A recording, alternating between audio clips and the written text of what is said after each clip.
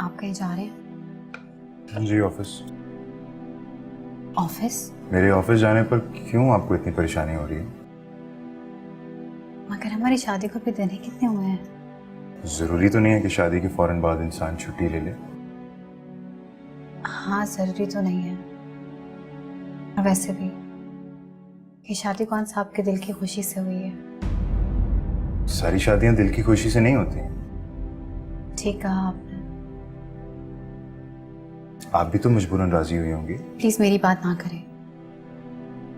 क्यों? एक तलाकशुदा एक बच्ची का बाप क्या आपकी चॉइस हो सकता है?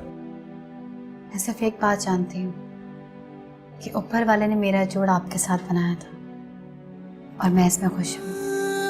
जो मैंने लिखी वफा की कहानी सुने बिना ही मिटा रहे मैं कहने आई थी कि अम्मा ने नाश्ता लगा दिया, आप आ जाइए। अबूर करना ठीक है, आप चले, मैं आ रहा हूँ। हो जैसे फसीले सी उठा रहे हो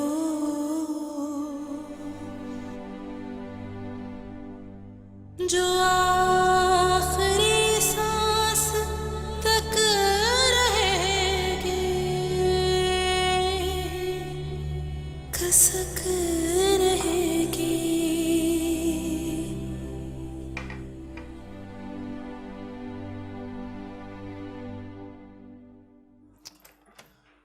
रहमत,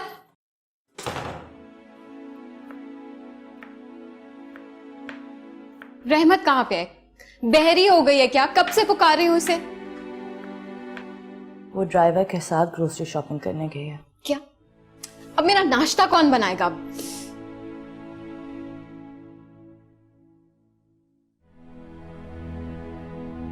ऐसा करो, तुम मेरा नाश्ता बनाओ। मैं काम कर रही हूँ। तो छोड़ दो काम और मेरा नाश्ता बनाओ। तो अपना नाश्ता खुद बना लो। मैं क्या नौकरानी हूँ इस घर की? तो मैं भी इस घर की नौकरानी नहीं हुई ईमान। शौहर के दिल से उतरी हुई ठुकराई हुई औरत नौकरानी से भी बदतर होती है। तुम्हारा मुकाम भी इस घर में वही है। Shut up. मुंह बंद रखो अपना। तुमने मुझे शट अप बोला? क्योंकि तुम इसी लायक हो। औकात से ज्यादा क्या मिल गया? तुमसे हजम ही नहीं हो रहा। औकात तो तुम्हारी मैं अभी याद कराती हूँ। रुको। दानिया, कहाँ हैं आप?